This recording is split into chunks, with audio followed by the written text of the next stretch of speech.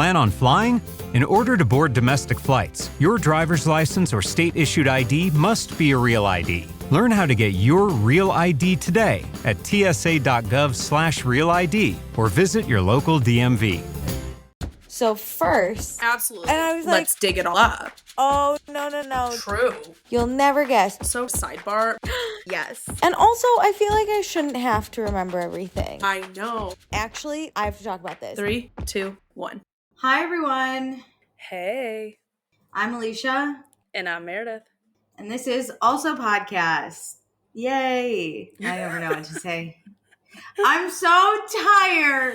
Anyway. Alicia's had a very busy week. She's doing amazing, sweetie.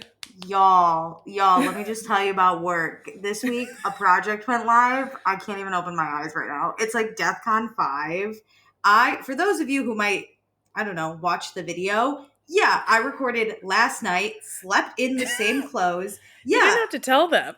There's a stain on my shirt from cooking dinner. Can't even see it. I know, because it's down. It's below the desk.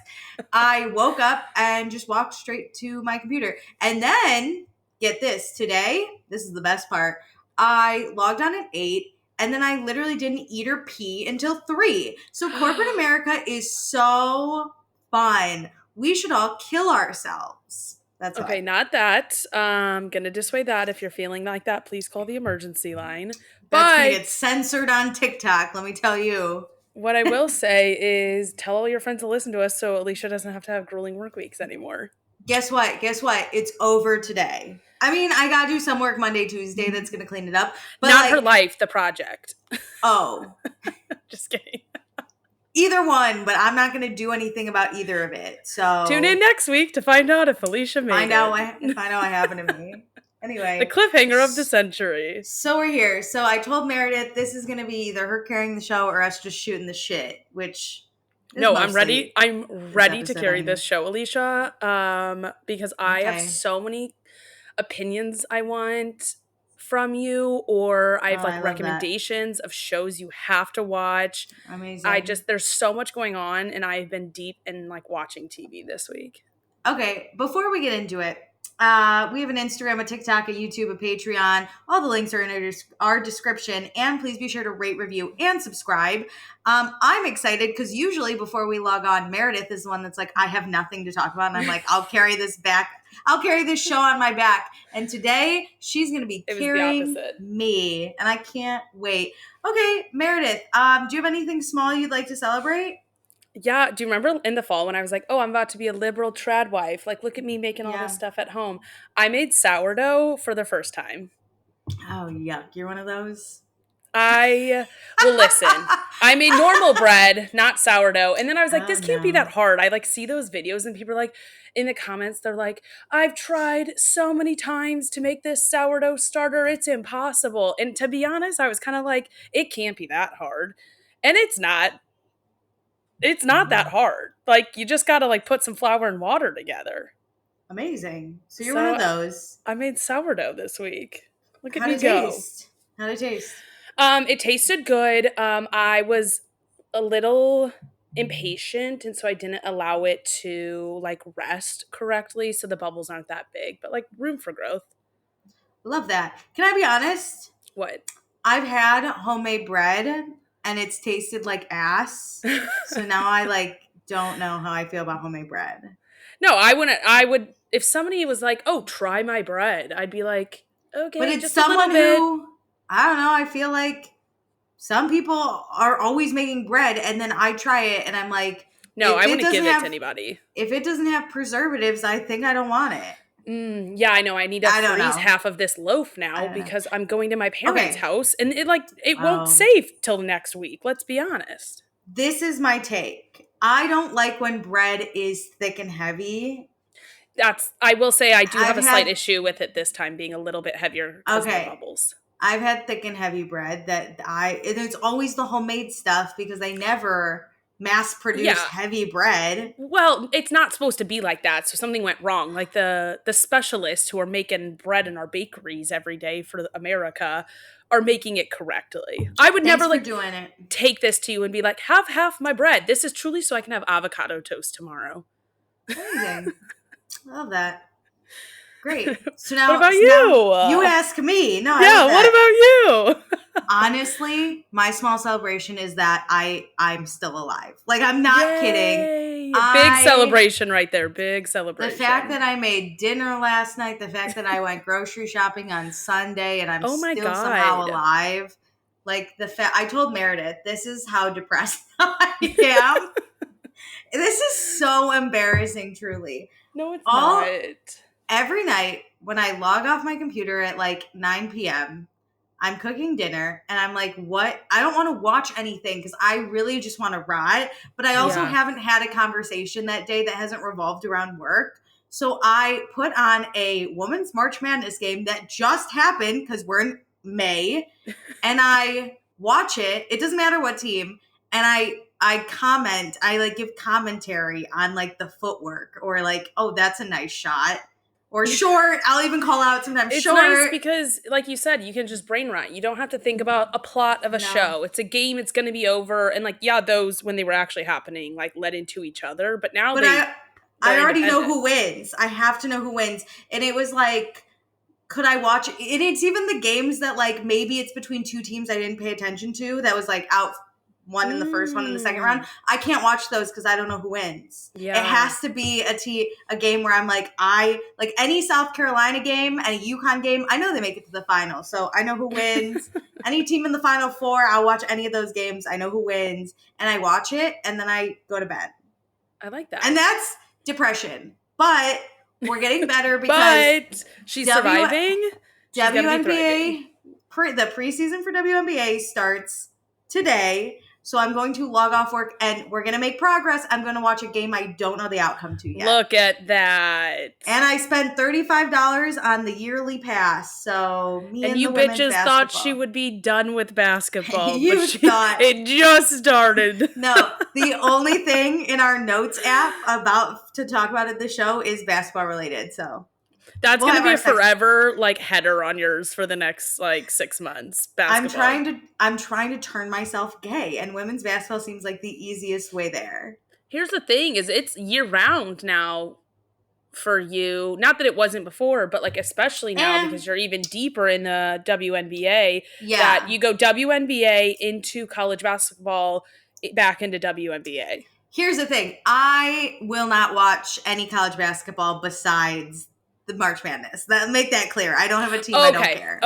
Okay. I don't care. Okay, so you'll get the fall and winter off. But WNBA season ends in October-ish, and then I will take a break until Unrivaled begins in January, and then we got March Madness, and then we got the summer. It's just, I get about the holiday season I take off.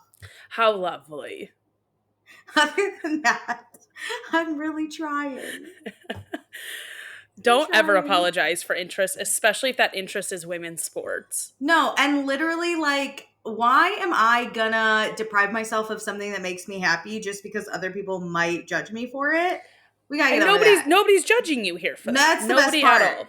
No one's judging me is the best part. And if they are, they can't talk back to us. They have to listen to you do it or stop listening. You know what would be sad if they really hate that this is one of my special interests and they keep listening just to hate on me. You have nothing else to do, apparently. But you know what? I kind of like that. Sad, but go off. You're big enough to attract haters, like incredible. I was born with haters. Everyone hates me. It's okay though. Oh, okay, what do we do next? News? Yes. Oh my gosh. I don't even know where to start because there were so many things this week that I was like, I need your opinion on. I'm going to start from our origin story when we worked together. What? Crazy Rich Asians 2 is like in talks. Like they're trying to get the people together for it. Like Henry Golding announced or like said it on a red carpet this week. Really? Okay, for those of you who don't know, we have to tell you, when we worked together, us and our friend who's not our friend anymore, Mara, because she never kept in touch. It's no bad blood, but she never kept in touch. She moved away.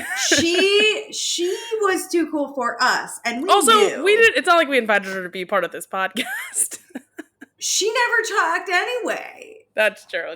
She just listened to us and ate her salad, but we loved her. Meredith laughs because every day Mara ate a salad. But P.P.S. we all read Crazy Rich Asians, and then our first, like, I would say the three of us friend outside of work hangout was that we went to the movies to watch it, just the three of us, and we ordered way too much food. Oh my God, and we had to take it home in Ziploc bags. And not just that. Do you remember we were watching the previews and it was like it was all scary or like men's type movies. Yes. And then the movie starts and it's Mark Wahlberg with a gun. And everybody in the movie was like, something's wrong here. What's going on?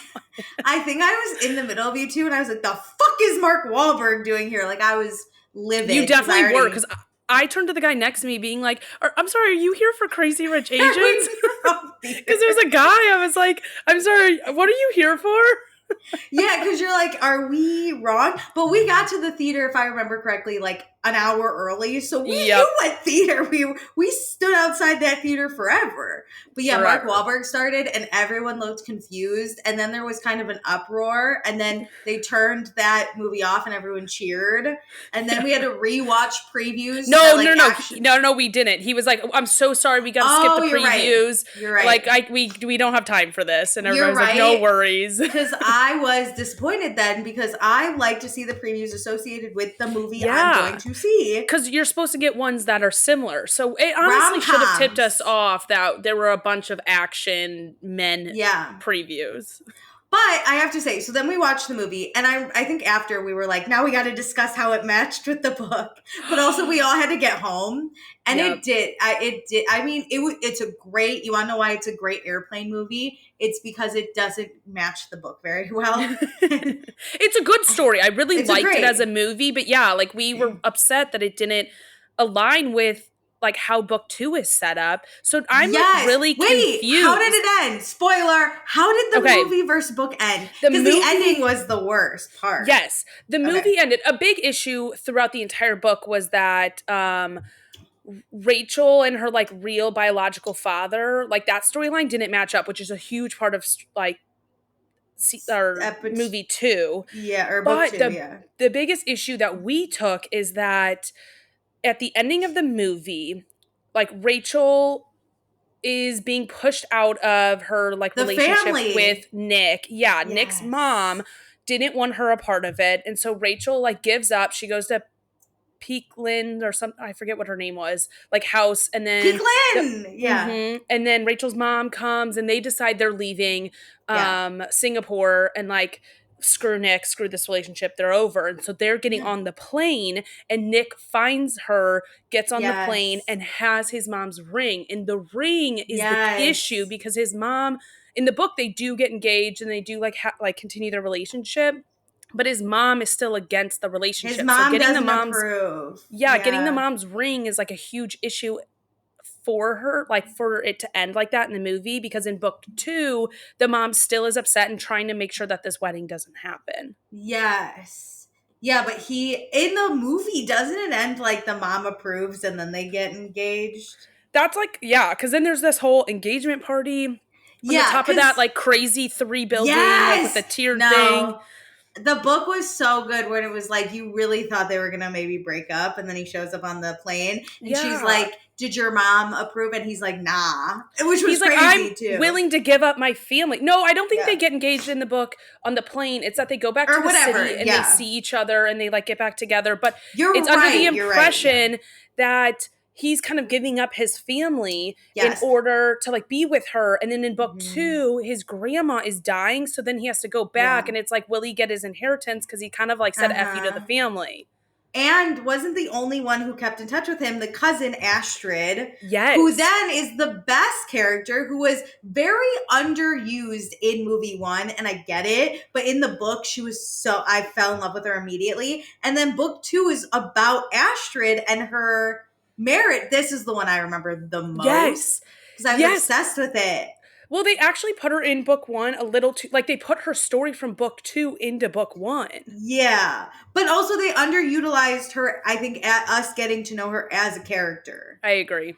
Which is why I didn't fall in love with her. And I was just like, she's in a shitty marriage in the movie. But in the book, you fall in love with her because she's like Nick's cousin and she loves Rachel and like she becomes like she's a the likable friend for rich Rachel. person. Like she's Yeah. loaded and she like has all that stuff, but she's like not a bitch. She sticks up for Nick when he's like going against the family. And then the second book, she rekindles with that guy. Yeah. The really hot, the guy from her past. Yep. And so I was, let me tell you, the movie ends in this engagement and I'm pissed because I'm like, it didn't match. But then they set it up for movie 2 because Astrid locks eyes with I forgot about that. And then it ends, and then we never heard about this movie, and I have been pissed ever since, honestly. Me too, I should because reread the books. you're right. It's just that like they need to completely pivot away from the books now. Like it just needs to be its own story. Give us Astrid, because now Rachel and Nick, they're done.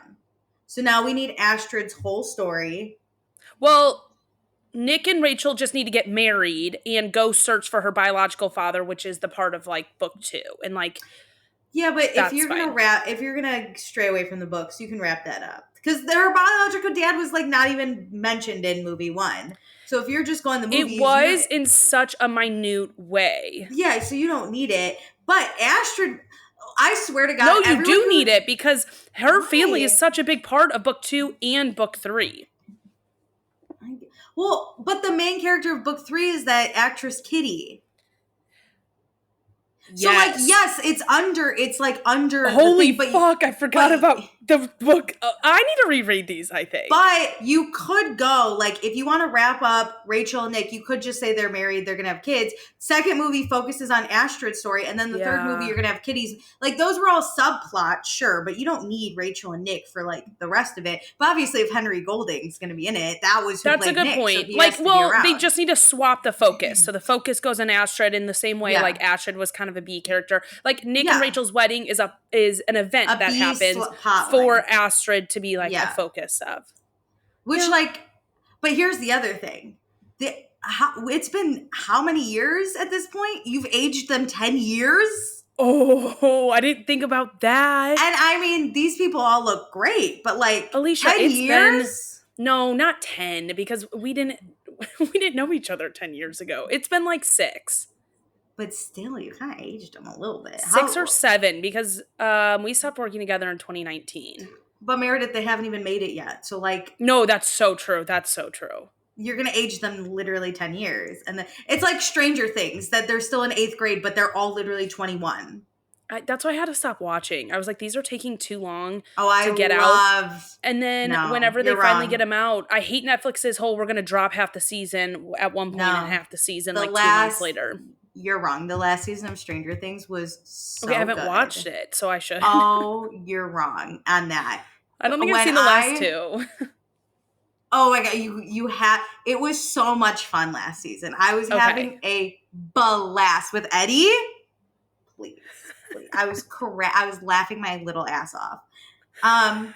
Okay, great though. Make the movie because I love the actor who I forget who Astrid's like lover is. I know. The whole cast was amazing. I literally have the book below me if I could reach it. But yeah, but that won't tell. I don't think that'll tell you who the actress is. Oh, it's all the way over there. No, but I want the guy's name, Astrid's lover. Oh. I like the actor who's going to play him. Harry Shrum Jr. or whatever. He's from Glee and Step Up to the Streets. If you know, you know. And don't come at me. I'm going to say it. I'm going to piss people off. What? Step Up to the Streets was better than Step Up 1. I like them both. I love them both. You can love them both, but Step Up to the Streets was better. It was better. I agree, but I think it wouldn't have been so beloved had Step Up 1 not been so good. Like, people fell in love with the whole, like, I'm going to call it a franchise, even though they all have different actors.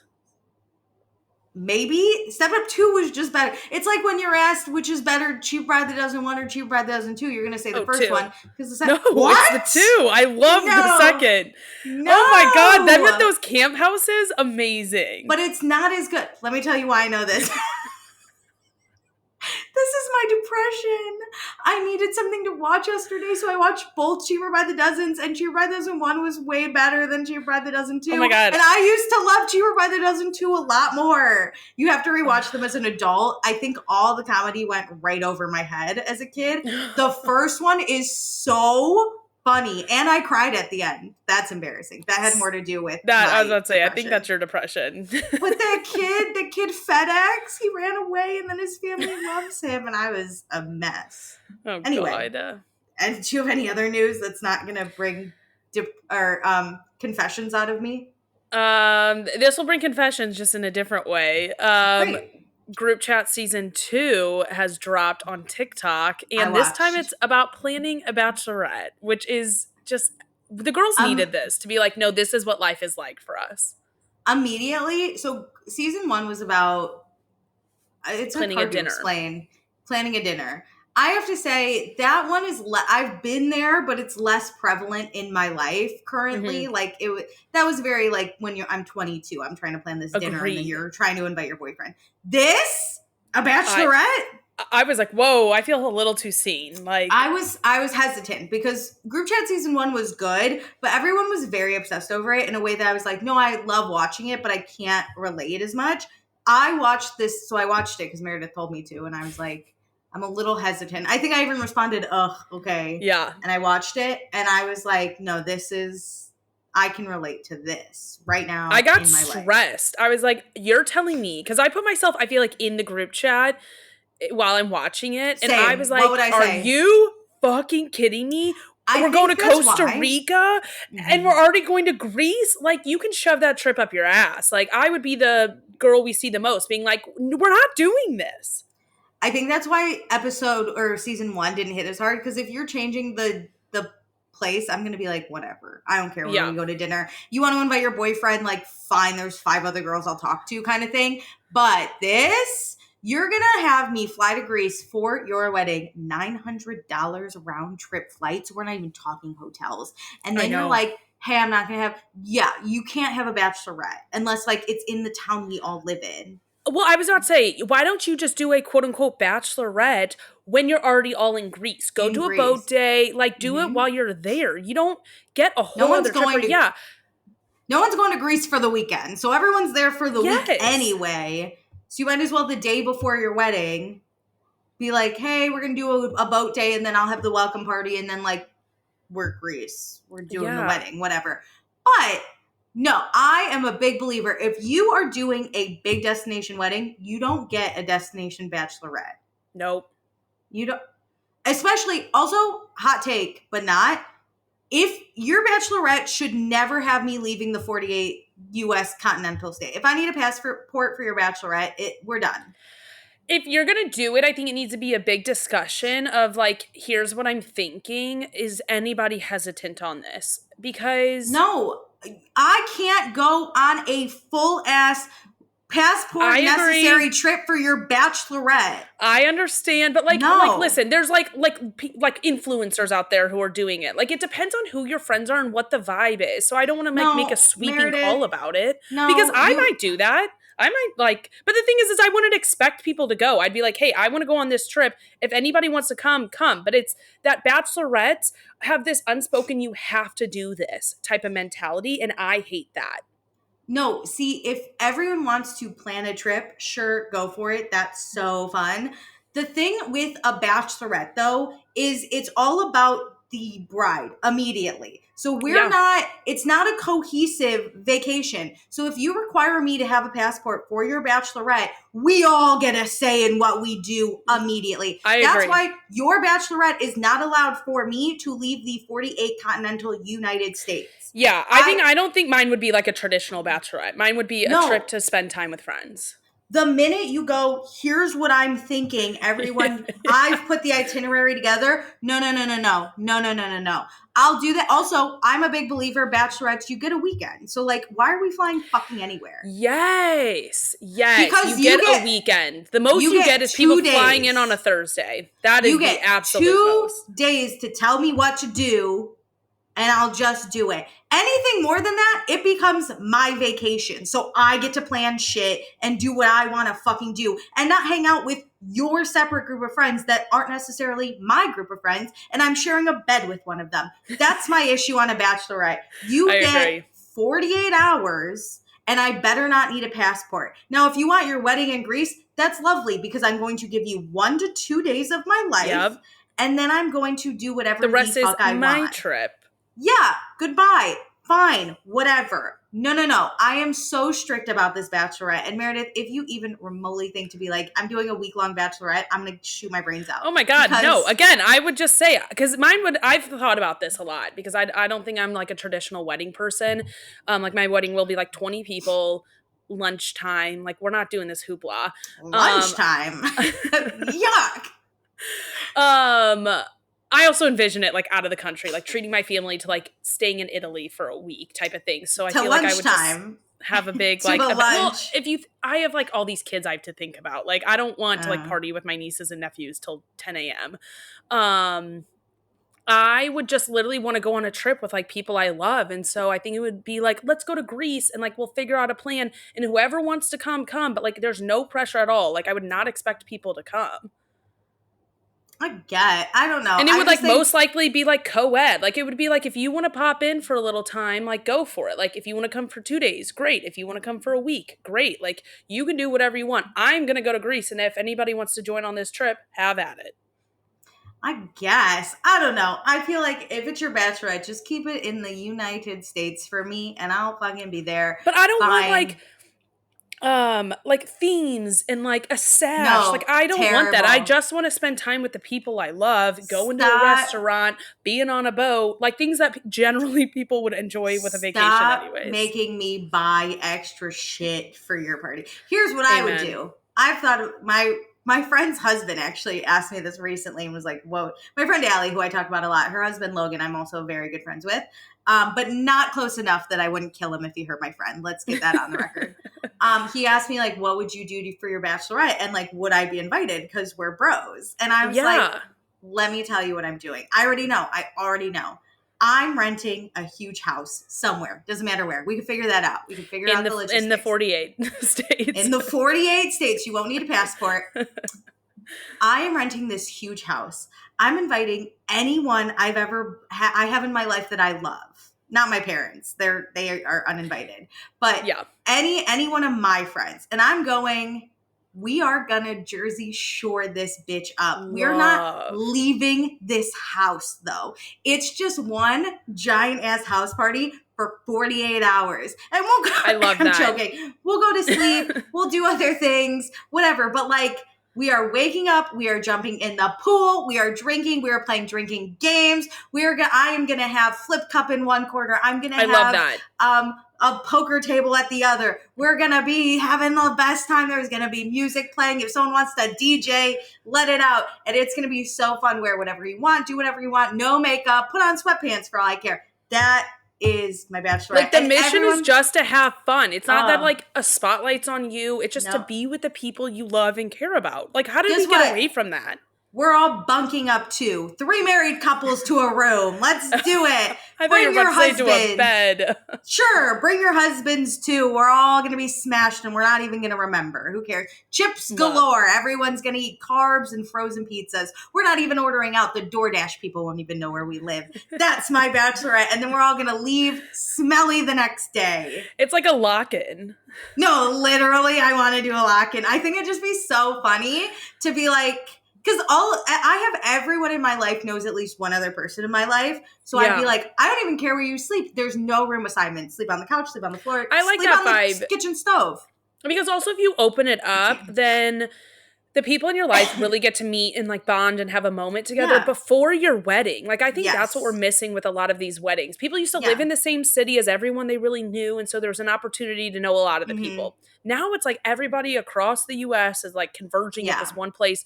And it's not that fun because I don't know who the fuck these people are at your wedding. No. And I used to be against like co-ed, like, you know, we watched it on Vanderpump Rules and I was like, why would you go with your significant other? Listen, my significant other and his friends aren't invited. This is my house. If he wants to come, fine, but his friends are not invited to my shit.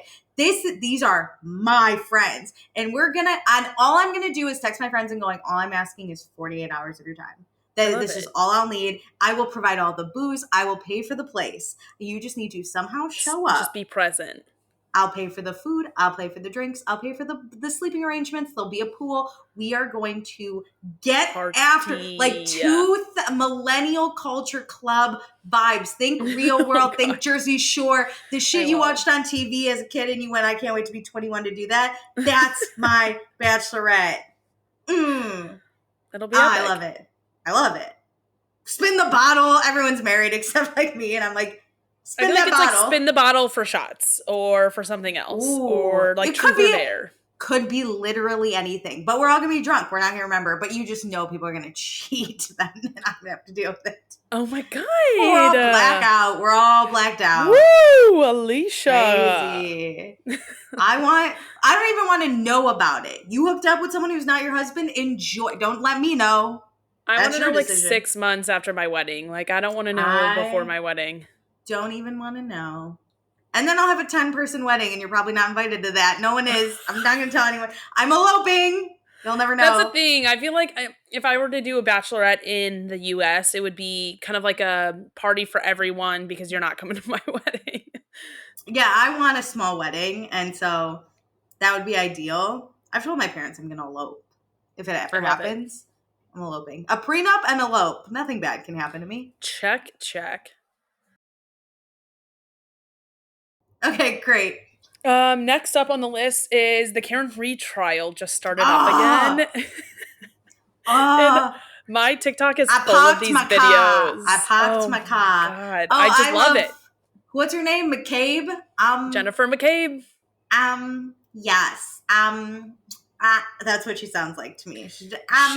She was on the stand the end of this week, and wait, fill me in. I haven't caught up about anything. Okay.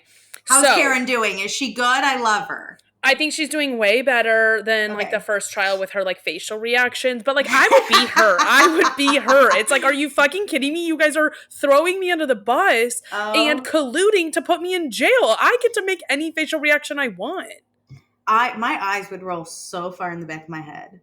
Yeah. Every time one of those cops said anything, I'd be like, ugh. The big like things that are different between this trial and last one are Michael Proctor not involved. Like he was suspended. They're not putting him on the stand. He's not involved with this case, which obviously who the fuck's that guy?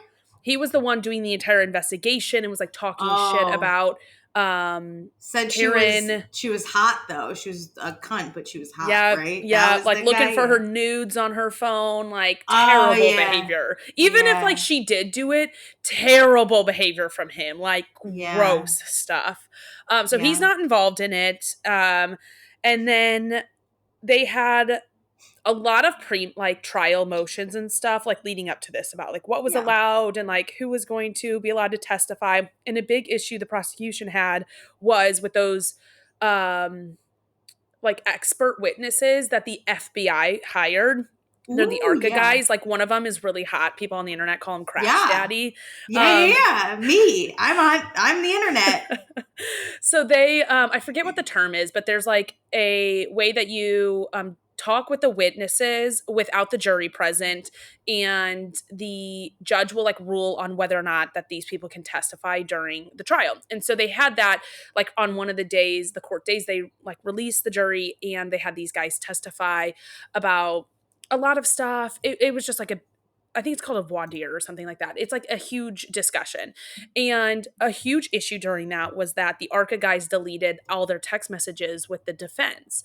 And the prosecution was like, why didn't you save those? And he's like, dude, the trial was over. It was like 2 months after. I don't keep correspondence with every person I work with. Like that's a lot. Mm-hmm.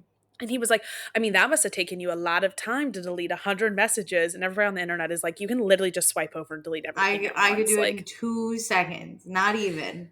Yeah, and so I hate that the prosecution doesn't know how the internet or phones work. Like It's that is the biggest red flag to me is I they actually don't know know. how the internet and phones work. It's like that's how like Congress is too. It's like, babe, like No, it's not that hard. literally, I hate my Mark Zuckerberg, but when they were like questioning that man about like Facebook, Congress was, God. and he looked so annoyed, and I was like, no, literally, let this man go. What's 'Cause the crime? it's the dumbest stuff. And so like it got to a point where like the prosecution was like yelling at Crash Daddy and he My was God, like kind of calm laughing. down. Men are Like so getting their panties in a bunch out here. yes. And like that was like inappropriate. And of course, you know, Judge Bev is like doing nothing to tell them like that's inappropriate. She's a bitch. Yes. And one of the things the prosecution asked, Crash Daddy answered with, I forget what the other lawyer's name, one of the defense lawyers, like his first name. He was like, oh yeah, I was talking to like Hank. And he was like, oh wow, are you guys that friendly that you like are on first name basis? And he was like, that's literally his name. Like, sorry. What would I and then call him? And then he was Smith? like, oh, like attorney, What- whatever last name. He's like, oh, okay, fine. Like, so he started using a more proper term. And he's Okay. like, so would you say you guys are friends? And he was like, no, like this is a professional relationship. What are you talking about? Do they? How do you refer? My God, in the workplace, I'm not using formal name. How old is this prosecution? How old are you, honestly? He's kind of old. So then it gets to like the end of that, and Judge Bev is like, how would you like me to rule like to the defense? Can you give me like why I should rule for Arca to be able to testify considering this rule? And the rule was that lawyers have to keep communication with their clients for 10 years. Like it's just a rule that lawyers have. Okay. And so she was like, based on this rule, like why should I let Arca testify because He's not they a didn't lawyer. keep their documents. And he goes, well, that rule doesn't apply to him. And she was like, you It know what, I'm gonna applies stop to me, the defense, not to Yes. this guy. She was like, Bev was like, you know what, I'll stop you right there. You're gonna win this. And it's like, well, yeah, because like none of that makes sense. Like if he hadn't brought up that rule didn't apply, were you gonna rule against him? Like what? How? It's crazy, Alicia, but that's like the biggest kerfuffle I have seen. Oh, and then a prosecution witness was on the stand the next day after this like voir dire, and the prosecution's witness called the prosecutor by his first name, and everybody was like, you should have really gone in and been like, are you friends? Like that's crazy. Why would you refer to him by your first name? Ugh. No, So it's literally? feisty already. And Jen McCabe has already lied again and changed her story again. It's gold, Alicia. I just love that everybody will not like take their foot off these people's necks for the rest of time. Can the jury just get my girl Karen out of here already? Like, I think they will. I've heard that they're taking a lot of notes. Like this is kind of a complicated case to like hold on to a lot of the details because the prosecution is giving like false information, and then whenever they go to cross, like the defense is able to say that never happened. So if they're not taking notes, it can get lost in the shuffle, but I've heard they're really on it with taking notes. It is to me crazy that the first trial ended in a mistrial. Like, same. Who was the one person that was like, nah, she's guilty? What? I heard that the foreman, the person leading the jury, was a like Boston cop and was like on the inside, which like also that's like, I don't know if like how far this conspiracy is going, like how far reaching it is, but still like whether or not the prosecution got to him, if you're a cop, I would also kind of be on the defense being like, I'm a Boston cop too. Like you're not going to take my people down. Like it wouldn't shock me if like, even if he never got in contact with prosecution, he had a wall up. And that's the problem in this fucking city. Is this taking place in Boston again? It's like a suburb of Boston. Oh, awesome. Oh my God, do I love them testifying in a Boston accent. That is the funniest. And then Karen's thick-ass Boston accent. Yeah. And the McCabe's got those thick-ass Boston accents. And because it took place, there's a car. Oh my God, they can't say their R's ever. They're like, she's driving the car. Oh, every time. And like cop. They're always like, yep, cop. He's a cop. He's a cop. I love what they're like. What was that? Jennifer McCabe was like, who's the guy that died? It doesn't even matter. John No one knows O'Keefe. his John name. O'Keefe.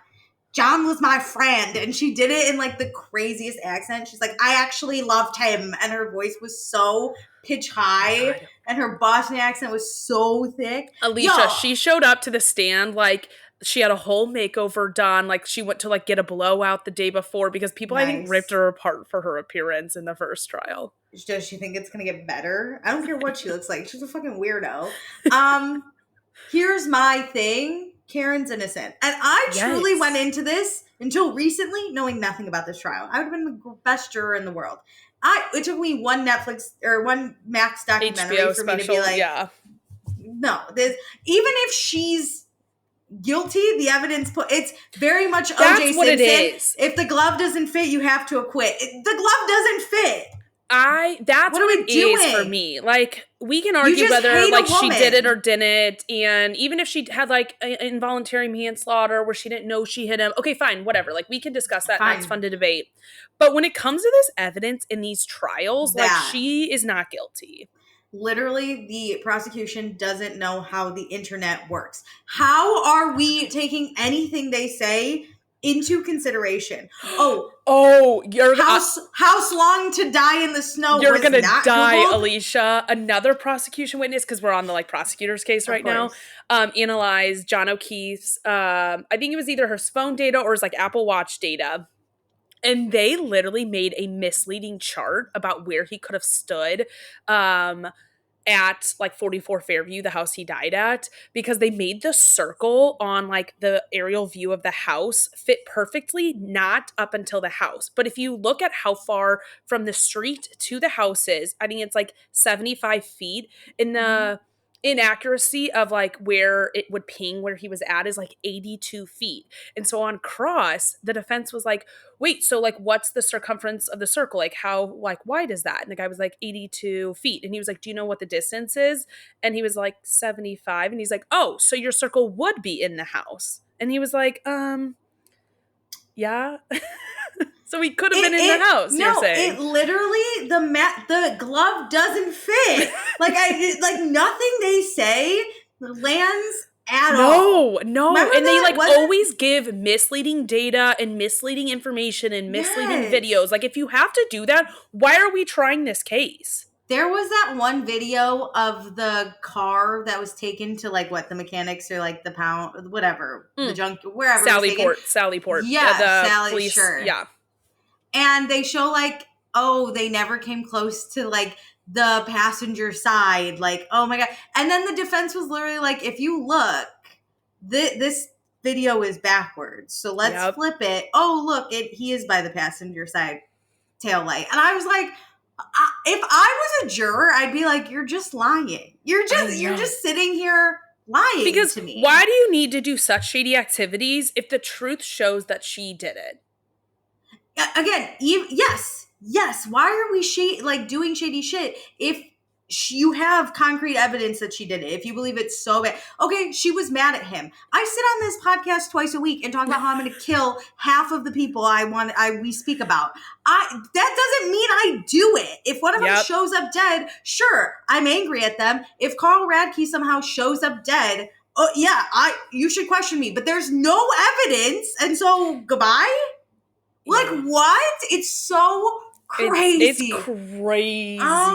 Put me on this trial. I'd be like, I'll save you a lot of time. She's innocent.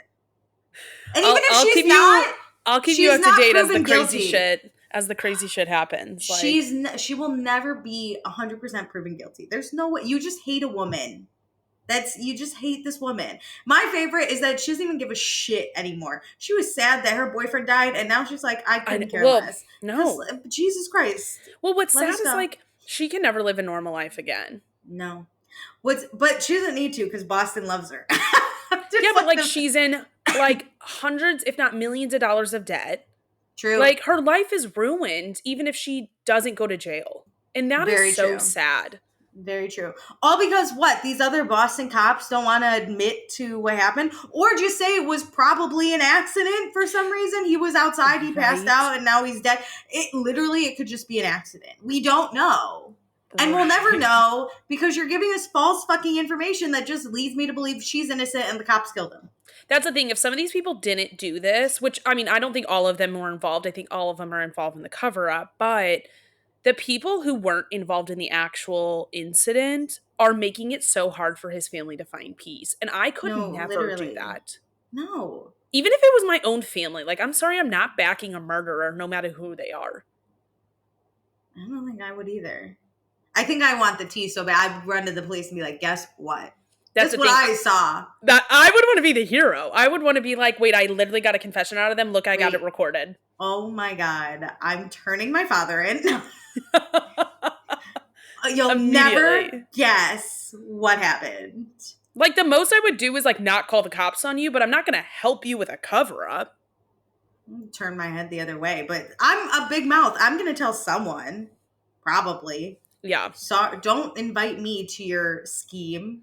Unless you're I want to be invited to the schemes, but don't, not of murder. Every other scheme I'm in. I want to know about it. If you're Luigi, though, I'll help you.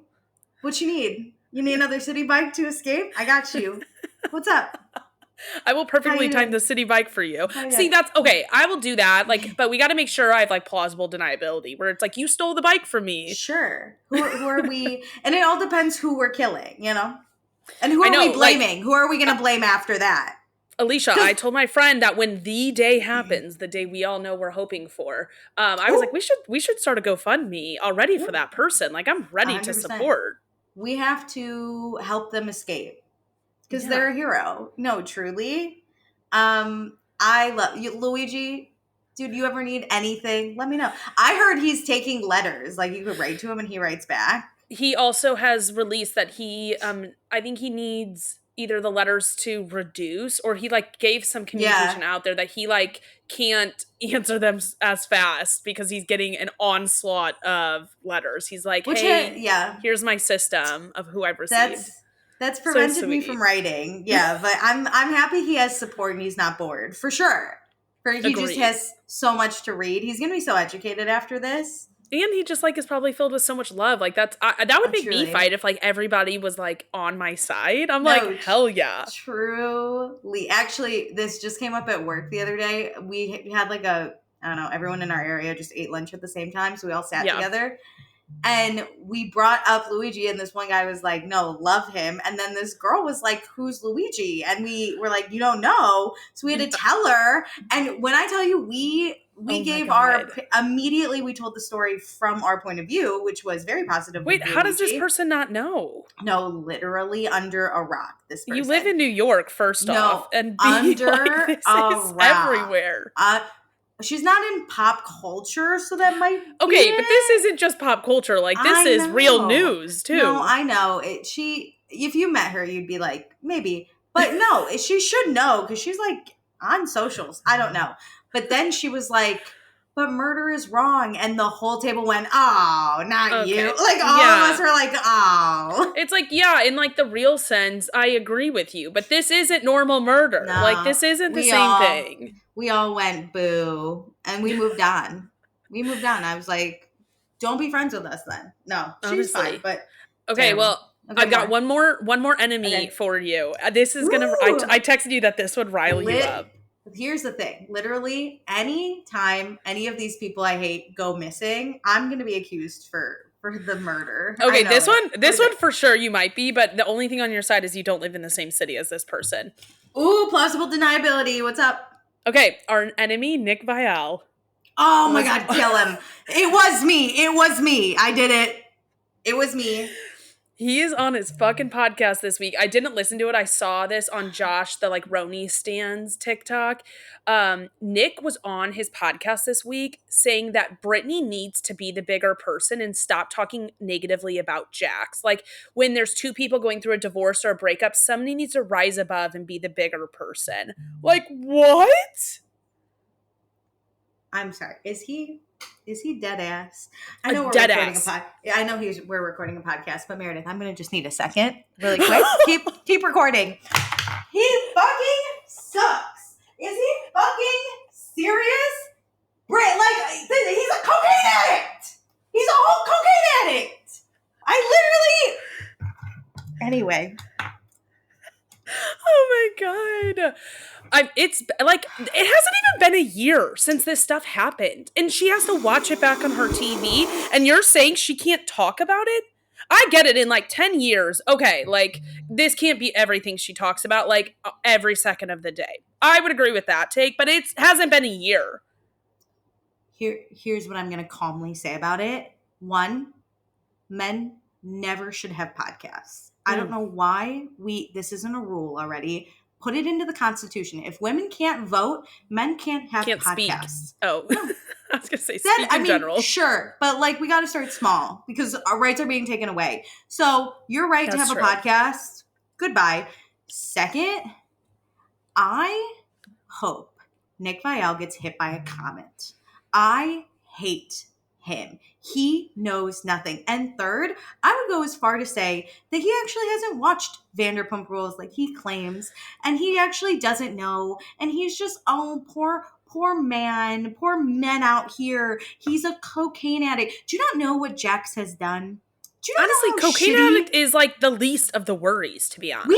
We already knew. That's the best part. We already knew. And he was still the shittiest person on earth, Nick Vial, except maybe he's second to you. So fuck you. I hope you go through a divorce. And I hope Natalie talks badly about you for the next 20 years because I'm going to do it. I'm going to do it forever. And if I ever somehow get famous and my manager goes, Nick Vial wants you on his podcast, I'm going to go. And the whole time I'm just going to yell at him. I'm just going to yell at him. Everything he asks me, if he's like, what's your favorite color? I'm going to be like, wouldn't you like to know, loser? The color of your blood spilling out of your body because you're the worst person ever. Woo, Meredith. Woo. But I'm going to go and be like, we don't need to talk about my life. Let's talk about Bravo. Let's go. Let's debate it. You actually want to say you're like, oh, a pop culture guy and you love Bravo so much. You're actually not. You're doing it for clout. You're doing it for views. And for some reason, all these people keep agreeing to go on your show. And truly, even if I love the person and they agree to go on your show, I immediately hate them. I immediately dislike them a little bit. It's wild because we've seen him time after time just be a terrible person to a person who is suffering. And he flips. If Brittany ever goes on the podcast, he'll flip. He doesn't. He'll be like, Jax is a terrible person. You're so right. Like, good for you for standing up to him and speaking your truth. He doesn't actually have an opinion. He just agrees with whoever's in front of him. But he acts like this is the strongest he's ever felt about this thing. And then he can't even articulate it. He's super holier than thou on how people need to handle situations he's never been through. And I get it. Like, we give a lot of takes and a lot of opinions on how people should be acting in fights. But I would never look at somebody struggling through a real hard situation like this and be like, stop speaking. Also, you're speaking about it and it's not even your fucking life. Yeah, why are you going to talk about it, but she can't? If Brittany wants to talk about what she had for dinner or what her bowel movements look like or what her psycho ex is doing, she has a right to do that because she's living through it. Who the fuck are you? Yeah. Some guy with a microphone? What's crazy is Josh, the TikToker that who brought this to my attention, he said that like Natalie and everybody else on the podcast was like interrupting him constantly, being like, you are taking such a wrong stance on this. And he like doubled down. A man will never just shut the fuck up. Here's the other thing. Natalie, the red flags are fat in your face, girly. I actually don't know anything about Natalie besides that she's married to Nick Vial, which like isn't great in my eyes. But I'm telling you, girly, the flags are fat and red. Yeah. They're right there. Take a big ass look. Your husband, who you have a child with, is literally like, Brittany should shut the fuck up right now. Because the minute something happens to you, he's going to turn on you too. He's a man sympathizer. He's literally a terrible man. And you know what? You know how I said all terrible men can be put in either the loser category or the weirdo category?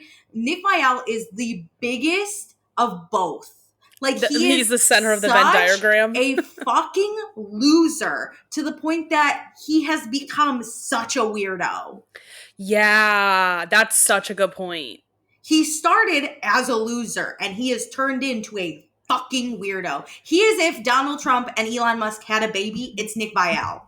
And imagine, like, have you seen his, like, first Bachelor photo? Like, it is so bad.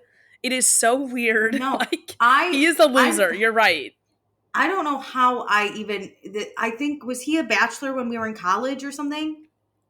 I can't remember because I didn't watch. I don't think I cried watched the season all the he was time. on. My roommates would watch, and I'd be like, "Who's this fucking loser crying?" Dude, all he the is time? the epitome of, like, if you have money, you can make yourself better looking, because he was terrible looking and he's, like, mediocre now, like, with, like, tons of money. He's a loser of a man. I swear, I don't know how the girls on The Bachelorette weren't like, "Yuck, we are all going to quit at the same Alicia, time." what's crazy is he was a runner-up on both the seasons he competed in. But he never won because there was a big red fucking fat ass flag in everyone's face. And it's this. Doesn't he have a daughter too? Like, would you really want that for your daughter? No, thank the Lord Jax had a son and not a daughter, because Nick, if there is one person I will always have internet beef with, it's fucking Nick Vial. He doesn't know what he's talking about. He's uneducated on all things, including real life situations. He has no ability to see empathy from anyone else's point of view. He constantly makes this big proclamation on his opinions, but it's whatever's right in fucking front of him, and then he just agrees with that. And he can't learn to just maybe stop, take a step back. Everyone else says, "Hey, shut the fuck up." And he's like, "Nah, I'm going to keep going." He can't actually listen either. So he is just such a fucking loser of a man. And I hate him. I hate him. I just had this thought. No. My worst case scenario right now, because he always does those Bravo, like, interviews, is him having Jesse Solomon on. Has he not already? No, about his, like, recent issues, especially with the last 2 weeks of Summer House. Like, that would be terrible. Well, no, everyone stop listening. Stop. I agree. He's not even asking, like, good interview questions. Like, you're not even, like, finding anything out. Because I've listened to a few interviews, right, of people I was like, oh, maybe. He doesn't actually, like, ask anything. He just, like, kind of takes whatever you're saying and then agrees with you and then, like, asks you a question about that. But I want, like, a little bit of pushback, right? Like, I want a little bit of, like, let's ask a question. The worst was Monica from Salt Lake City, when he literally couldn't, like, comprehend that, okay, what Monica did was wrong, but for TV purposes, it was amazing. Yeah. And because he took it personally, because he's like, I have trolls and they're mean to me too. And it's this isn't about you. It's led by me. I'm your biggest troll. I hate you. I hate you. And I wish nothing but the worst. And Natalie, I'm telling you, run. Run. Oh my God. I hate runner, him. a track star, please become one. Oh my God. I'll pick you up, girl. Let me know. I'm here for you and your daughter. You can't go to LA, because if that man dies, then you will be the first suspect. God. How old is he? His life is still going to happen 40s. For a while, huh? Oh, I think he's in his 40s. We got years with this guy, huh? Jesus. I know. Wish he was 95. Anyway. Well, that's all my news. So I have basketball. Oh, what? I told you. I had some basketball news.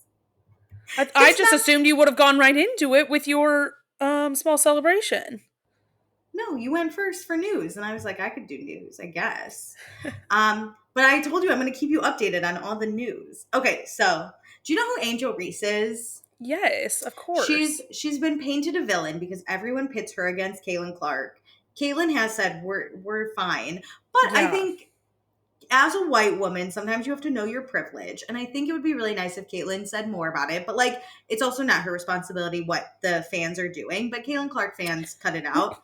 I think responsibility is the wrong term, though. Like, she doesn't have control over what people are going to do. And I think she often comments when things get really out of control. Yeah. She always says she's fine with Angel, for sure. Which I'm very grateful for. But I listen to Angel Reese's podcast, because she has a podcast. And oh my God, this poor girl. I forget how old these girls are, mostly because they're all That's what makes me 6 really foot. sad. They're all 6 foot and they're all professionals at this point. So they seem my age, but they're actually children. She's like, I'm 23 and sometimes I need to turn off my social media because people are just really mean. And she posts a lot she didn't say it like that. It wasn't like boohoo me, but she was just speaking on it. Like saying And it's like overwhelming. it's overwhelming. And she doesn't post basketball on her Instagram because she's like, this is my personal brand and like basketball is my job. Yeah. And she's like, though it's given me opportunities, like I'm going to post my sponsorships and I'm going to post me going to like have on vacation. Her life. And like, yeah. And she's even said, she's like, I have like a banging body and I'm 23. So I'm going to post. Wait, I love that because I do get annoyed when professional athletes only post their job because I want to see the rest of your life too. I want to see it. That's selfish of me, but she only posts like her regular job. She'll post like first game of the season, but she's not going to post like her practicing and stuff. And people, I guess, get really mad. And when they see her like on vacation, the comments are like, this is why you suck at basketball because you're not practicing. And she's 23, you guys. That's so sad. I don't get how people can't discern that like just because you're not seeing something doesn't mean it's not happening. No, and she's one of the best players in the league as a second year. Like she's a top name.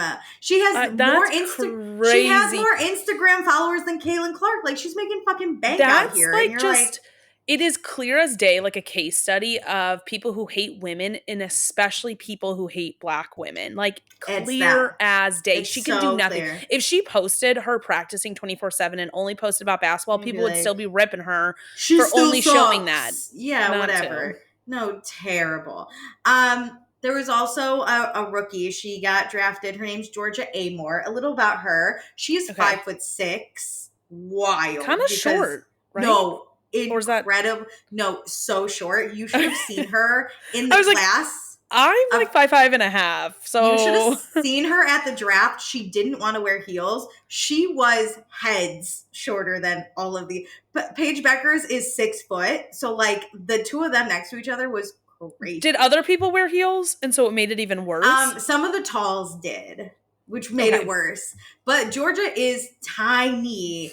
5'6" is crazy, but she's really good. She played for, I think, Kentucky, and she was the sole reason they made it as far as they did. She put that team on her back at 5'6" and fucking destroyed. Wild. Crazy. But she just tore her ACL, which is very sad. I know. Alicia, they are doing, there's been studies about ACL tears and like knee injuries with women, but they're starting another study about it connected to hormones and like cycle tracking. Yes, I saw that. Which I think is amazing. Like I never thought about that. Like that might be connected. Fun fact, I think like 70% of all ACL tears are on women, but only 6% of studies have been done on women. Gross. So like we don't actually know. But like I could just tell you, I mean, a few weeks ago or a month ago, Juju Watkins tore her ACL, and now we got Georgia Amore tearing her ACL. It's a big thing in soccer too. Like they frequently tear them and tear them multiple times. I think Megan Rapinoe has gotten twice. She's torn it twice at this point. So yeah, wild. But I wish her the best.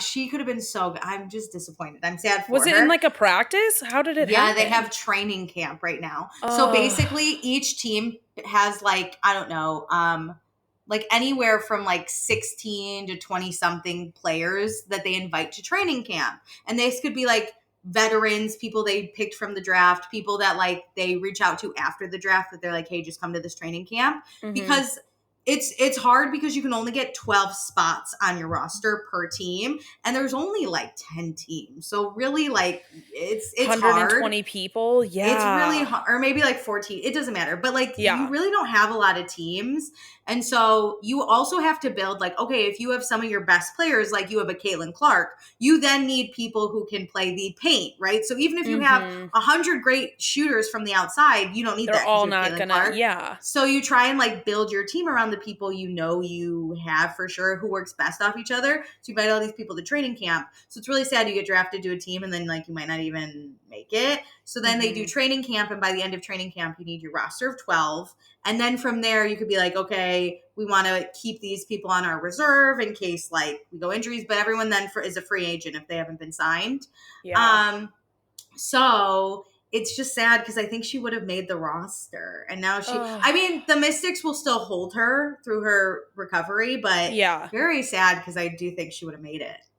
Sad. It just, I feel like she then is skipping out on that first year in the W and getting She's that gonna experience. come back from injury. Yeah, and so like when she rolls into her next training camp, like that's just hard because you're a year behind of your peers, and you don't even have the excitement coming off of the draft to like kind of hype you up and give you the confidence. But I know it's very sad, but really wish all her the best wishes to her and her recovery, and I'm excited to see her come back next year. Yeah.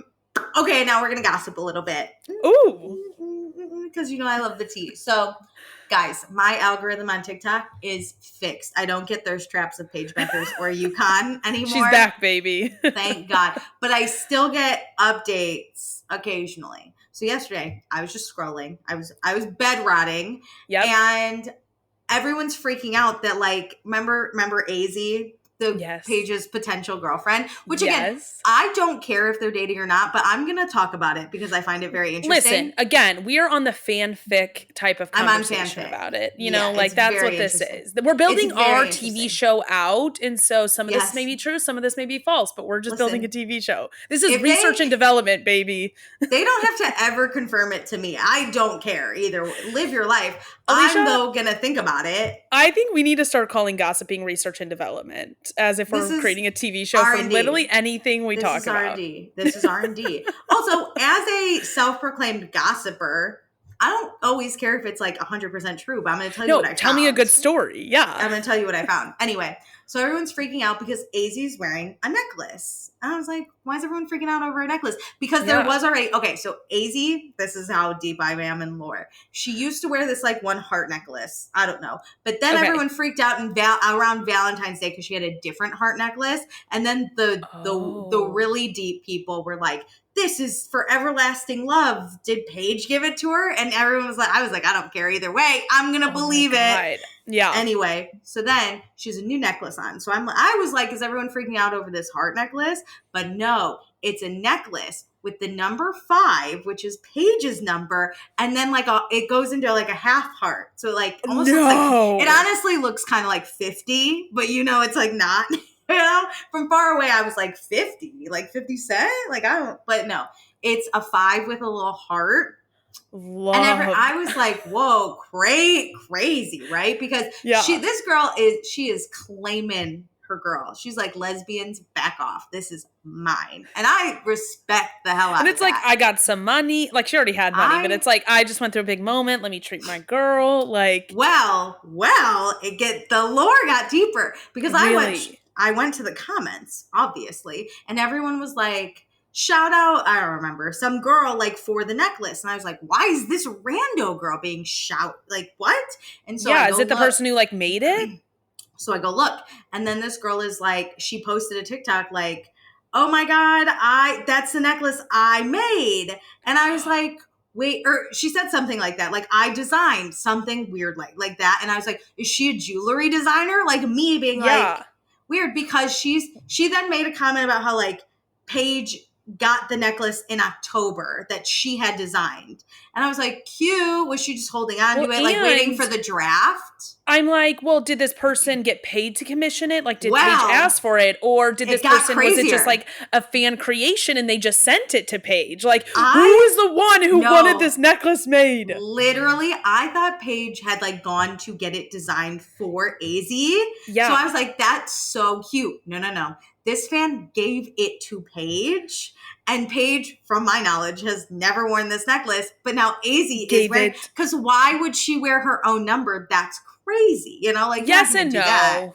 But I think it's crazy to do it now when you maybe don't know what number you're going to have. Because what if she joined a team with someone who already had her number? Like, Yeah, but like, I don't know. I feel like I wouldn't wear my own number on a necklace. Like maybe I would get it tattooed, be like, oh, memories but like I don't think if I'm just walking around every day, I don't think have it's an like everyday piece. I think like the SBs, you might like wear your number and like flash and like flaunt your stuff. Like I I don't think guys know. do it more often, but Yeah, it's more not an everyday piece of jewelry, that's for sure. Paige is also very humble. I couldn't see her being like, I agree. number I don't think 5, she baby, ever would. with a half heart. That's crazy. Like what are the we heart doing? ruins it. Yeah. Yeah, but give it to your girl. Be like, yo, now she that I'm wants to number flaunt 5 you. on Dallas too, you want it? And the girl was AC's like, give me it.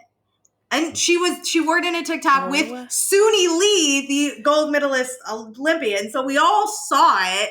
Oh my God. I don't know what those two were doing together, a collab. That's crazy. I need more on Suni Lee and AZ. The fuck are you two doing together? I gotta know. Damn. Also, those two like standing near each other. He got a basketballer and a gymnast. I immediately was like, back to back, go back to back, go back to back so I could see it. Because some of these people are huge and I'm like, you wouldn't think. I know. Juju Watkins is 6'2", y'all. I was watching one of her games and I was like, why is she ginormous? Why is she getting rebounds? That's interesting. Crazy. I'm a really bad judge of height from on a TV screen. Same. But then you see like, this is my other funny bit. If you know the lore, there's an announcer on ESPN. Her name is Holly Rowe. Oh my God, I love her. I love her, but she made a comment this season that I was like, ooh, girl. It was at one of USC's games. So Juju Watkins was playing. So like all of Southern California came out. And I mean like, there were a lot of famous people there, like Snoop Dogg, like, I don't know, other like very famous Black people. And Holly goes, we're like at the BET Awards. And I went, oh. No. Oh, terrible. That's crazy. Terrible joke. It was just a joke, but what do I know? Anyway, but not all jokes got to be said. Holly is famously about 5'4".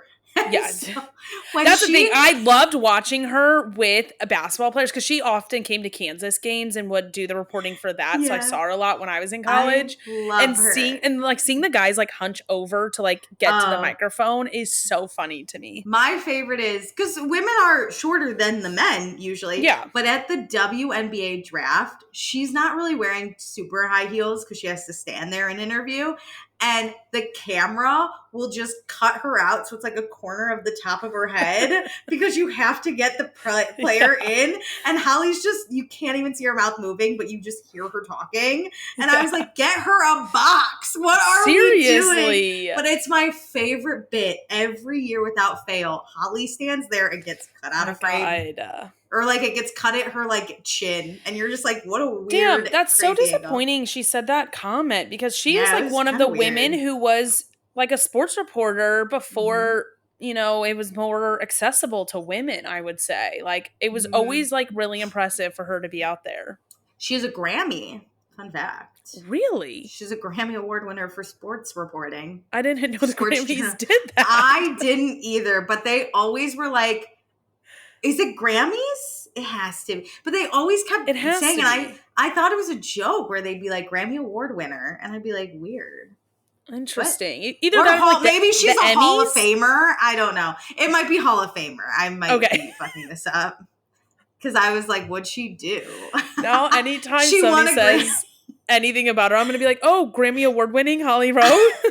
I'm spreading. See, this is why I told you it's not accurate news. It's just things that are happening. She's a Grammy Award winner and AZ's wearing a 50 on her neck. So get it right. There we are. But yeah, can't wait. Anyway, that's my gossip. I love it. Reading. Did you read anything? No, I'm so depressed. No, I'm not reading anything. It. Welcome to my life of lack of reading. I'm hoping sorry y'all, our book club for the Patreon, I'm gonna message you. I just gotta get out of depresso mode. I'll get there. We'll get there. And then she'll be back, baby. Actually, a book club on Patreon, if you're listening to this, could y'all suggest some books that are gonna get me out of my depression and we can do that for book club? Because I'm a little stuck. Because I've been kind of feeling this for a long time. And the past like 4 books I've read have been struggle. So I need suggestions, actually. That's what we're Is it doing the for the Patreon. topic or the writing style that you think? No, I've done fantasy. I did a rom-com. And now I'm kind of doing like a Oh, wellness yeah. fiction book. Yeah, I'm still in that. I forgot about that. The couple And who sleeps apart.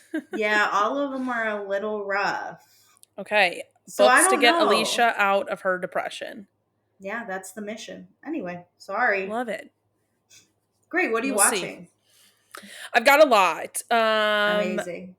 I first up want to talk about Survivor because Great. this week we were down to the final, I think 8. Yeah, it was 8 because there's like I'm not going to list these people because it doesn't matter, but I want your take on how these players are playing because it kind of pisses me off when people do this. So, Great. within our 8, we've got 4 people who are like really strong, really big competitors, like the obvious threats, and they've linked up because they're like, we want to play with people who are really strong. Like, we want to go to the end and like beat the best. And there was another guy who was a part of them, but he kind of became a jerk, and so they like kicked him out last week. So, we're down to those 4 strong physical threats, love to play the game.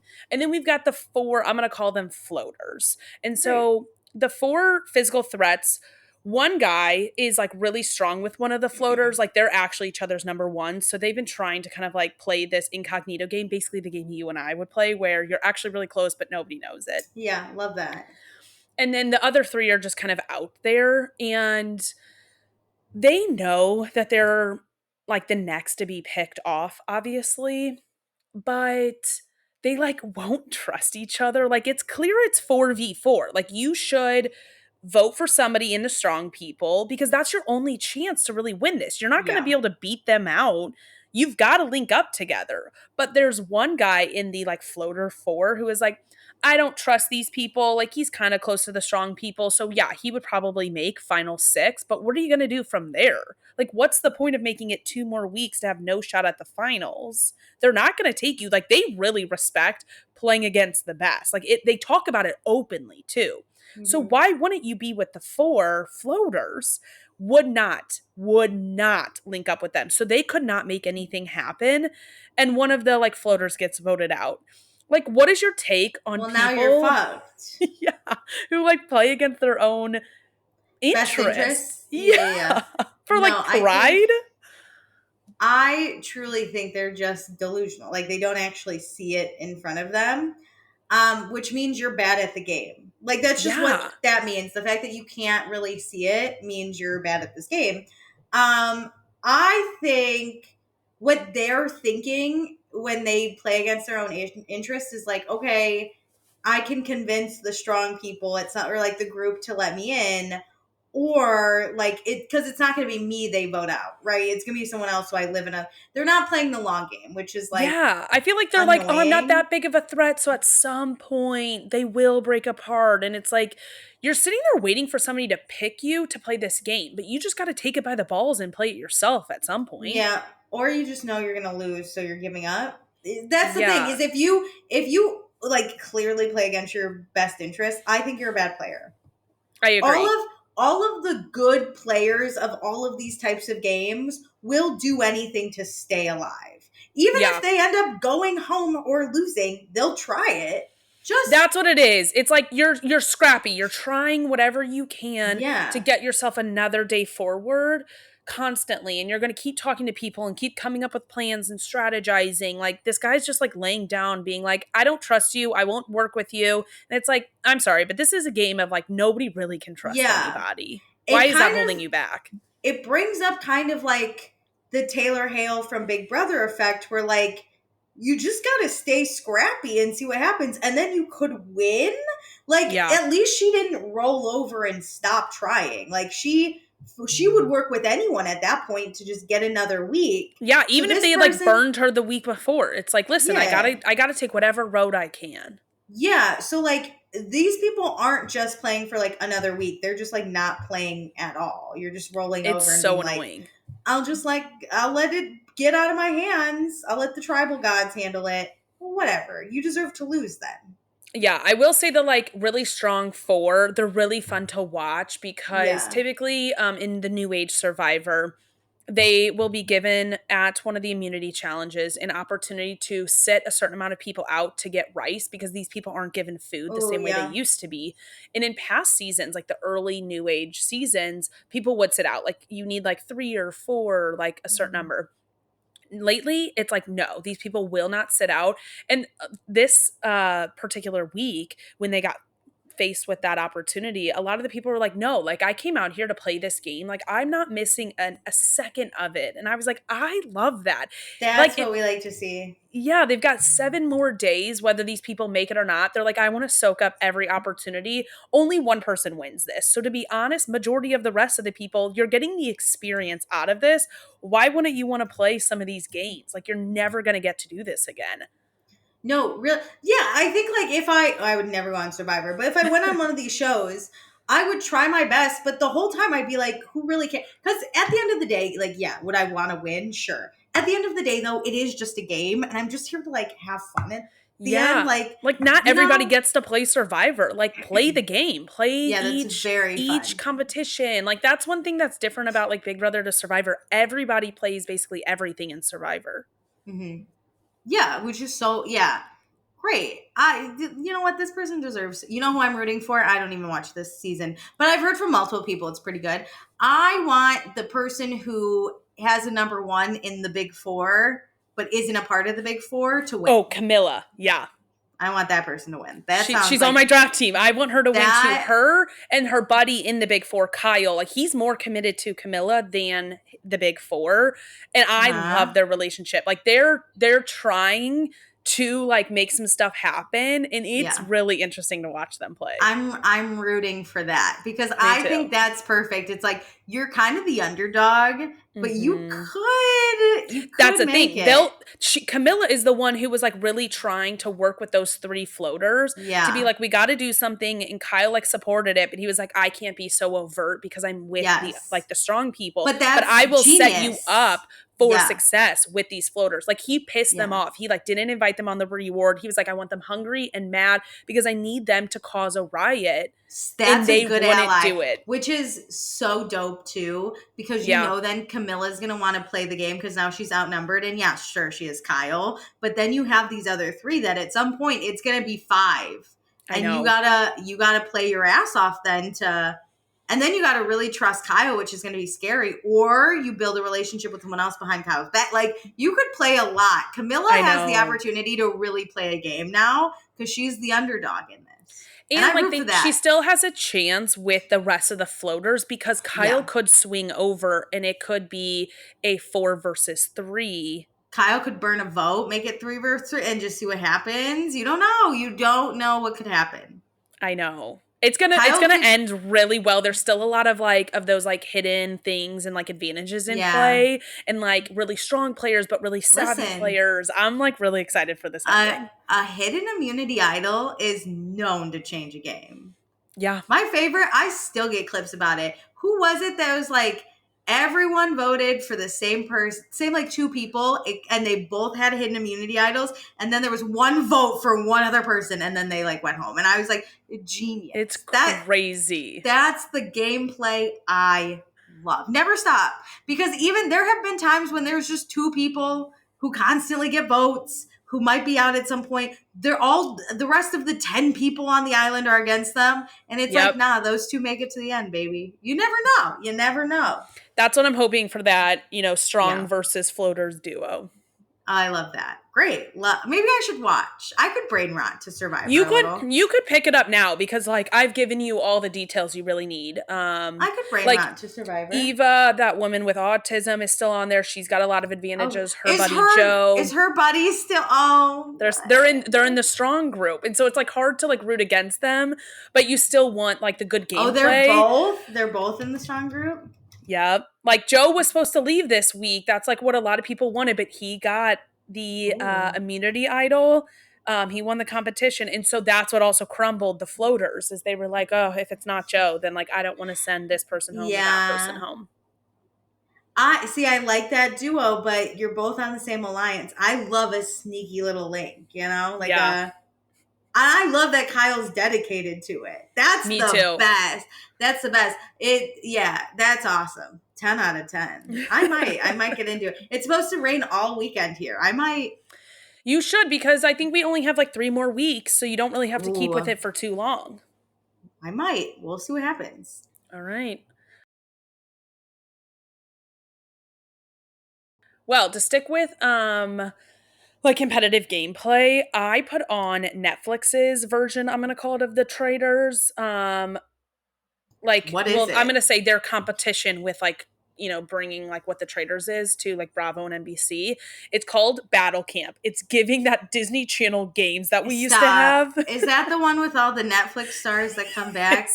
Yes. Oh I God. actually, Alicia, I think you'll like this because there are some annoying characters, but you don't have to sit in all their background. Like these people just like come on. It's similar We to already Traders. have sat through it. I've already sat through your background. I haven't, like, because there's a bunch of new people. I have no clue who they are, but I don't care. It really doesn't matter, like, what show they're from. I saw that girl from Cheer, Gabby Butler's on Gabby. it. Yep. And then there was a few people from like Too Hot to Handle. Yes. Like the Selling that was OC it. people are on it. I never watched that. Oh my! Wait, that's the spinoff. You're right. Yeah. And then so we I'm got looking people this from up. What's it Cheer, called? Too Hot I'm to listening. Handle, Battle Camp. Okay, I'm gonna look up the So cast. the premise I'm listening, though. is that all these people from all the Netflix shows come, and there are 3 like groups. It's 3 groups of 4. And so it's randomized who is on what team, and it's clear like they're all from different shows at the beginning. And you compete in a challenge each week, and the winning group of the challenge gets immunity and is safe from any elimination. The middle Okay. group, nothing happens to them. The last group automatically up for elimination. And then there's some other things that happen in between that can get your name up for or like elimination too. And the whole entire camp votes on people, but again, you cannot vote in the winning team. Oh. So from there, once everybody has voted, there's like an in-between thing that happens, and like the people who lost the challenge, all of their names go up on this wheel. So if you lost the challenge, you get voted in, and something happens to you, like that in-between thing, your name could be up there like 20 times. Okay, well, 20 times is a bit much, but it's on a giant wheel that gets spun. So I think the max is, let's see, there's 12 people voting, 4 people automatically get put up. That's 16. I think 18 slots are on the wheel at the first half of this. And so you could be up there for like 10 of them. The fuck? Yes. Okay, and the wheel, interesting. they spin the wheel, and that's who goes home. Like your name could be on there once and you go home. So it's luck. Oh, fuck. A little bit, which kind of makes it less. fun because you like don't want to throw in you don't even want to like throw a rogue vote out there if you don't mean it, because there's still a chance. Oh, you don't want to burn votes. That's interesting. Did you know that there's 6 seasons of Too Hot to Handle? I don't think I saw past 2. No, I don't. I've never seen one in my life. Okay, yeah, I know a good amount of these people. Who the Actually, fuck that's is the one where you like Sheila? can't touch each other, right? Yeah. Okay, I saw the first season of that. I always get that and Perfect Match confused. What's her nuts from Love is Blind? The mean girl. Okay, this is where I want to go into. Alicia, okay. if you're going to watch this, I won't, if you're going to watch this, I won't really spoil this. I don't care if you spoil it. Like, okay. I have to be so honest. This I was 100% going to spoil no matter what, because Irina will never be liked by anybody on TV, or I'm going to just be honest, in social situations. She's a bitch through and through, and these people literally wanted to vote her out because, like, she has poorly timed jokes, she's just rude. Like, in all the other votes, people were like, oh, I want to get out someone strong, or this person's pissing me off in my own group, because you can vote for your own team, which is, like, diabolical. There are 6 seasons of The Circle? When did we stop watching that? I can't believe there's not more, to be honest. Probably around season 3 or something. And then really quick, this guy Nick, why does he look like someone I have seen all the time, but he's only been on 2 seasons of stuff? I know. He just showed up on the show for me. And I was like, I don't know this man. I definitely watched his season of The Circle. Oh, I didn't. Is that where he's from? Sorry. The Yeah, he's from the Cosmopolitan Circle article? originally, and then And then he went on to Perfect Match. Yeah. And they give you, what's nice is they do give you He played a underneath their woman. names. He was a woman in the Circle, and that was Really? funny because he was like trying to flirt and stuff. Well, he's like perfect for this. It kind of gives me, I feel like Yeah. Battle Camp gives me kind of like what the challenge was early on, where all those people Okay. from Road Rules and what's it called? Real World, like they all like kind of knew each other, or like some people had connections. It's kind of Yeah. nice because you'll have like one or two people from the same show. They may be on the same team, they may not. So those type of alliances kind of influence how people are voting or what they're doing. So it's Yeah. fun to kind of see strategy in play while the randomness of the wheel being the decision that people go I kind of home. like that. Okay, and Shoe Bomb from the Circle season 1 He's that we the all watched. best. We all watched during COVID, and we all fell in love with Shoe Bomb. Shoe Bomb. No, his season Shoe was on Bomb? before COVID. His season was on well before that. Oh, maybe I didn't watch till COVID because I remember being in my COVID apartment watching Shoe Bomb. Alicia, His name's not there's- Shoe Bomb, is it? It can't be. I'm saying no, this it wrong. is. No, it's Shoe Bomb. They call him Shooby on both Shooby, shows. Shooby, that's what we called him. But he lost to that guy Joey. I'll never forget. Yes. Okay, he's the same personality type, Alicia, on Battle Camp. I think you're gonna love it. And midway He's through, so cute. they get rid of the 3 teams and they go into 2 teams and they draft them. Okay. And Shooby is the last, and he goes, "I'm okay being picked last. You know, like I'm not a threat then." And then in his interview, he pauses and he's like, "Okay, maybe not all the time I want to be picked last, but like in this situation, I'm okay with it." Oh my god, he's like, it's okay. It didn't hurt my feelings. He's so cute. Anyway, tell me about Irina. Okay, so Irina Sweet is bitch. useless to her team, obviously. She But doesn't look fit. Still, okay, not all of these are like super fit competition. The competitions are kind of weird, but I really like the diversity in what they do. Like one, they had a punishment challenge where they like gave all 4 people, like all 4 people of each team would stand up there. Only one person would get a punishment, and you had to like act. Everybody would act like they were getting the punishment, and then they had to pick who actually got it, and you know, whoever got it right or wrong, points were divvied out. Okay. So there's like weird competitions. Like there was a spelling bee, like similar to the challenge, where it's not always about strength. Terrible. All right. But there was like one where somebody was like in a cabin, one person on each team was in a cabin, and the 3 remaining people were on a plank, and you had to just pick what the person in the cabin would say about the team. Like who has the biggest ego, who is the best ally. Like you had to like know your players. So there's not really strength here. Listen, I love to think, could I do that thing? And You could do these games. A spelling bee is not something I could ever win at. Probably, but also the beginning ones were very easy. Like ocean was a word. I once got out on a spelling bee because of the word guard. Oh, God. I spelled it G-A-R-D. I was in 4th grade. Some people had those moments. But, okay, so they're doing the one where they're on the planks and, you know, they have to decide who the person in the cabin said. The biggest one comes up is ego. And before they decided like who the roles were, Irina was like, I don't think I should do it because like I just don't really trust myself. I don't have confidence. And Gabby Butler was on her team, the cheer girl. And she's like, hey, no worries. But also like we would rather you go into it with full confidence and just try your hardest and lose. Yeah. Than to not be confident in yourself. Like it's okay to lose, but like stop this back and forth crap. Mm-hmm. So they get up there and they're on the planks and the ego question comes up.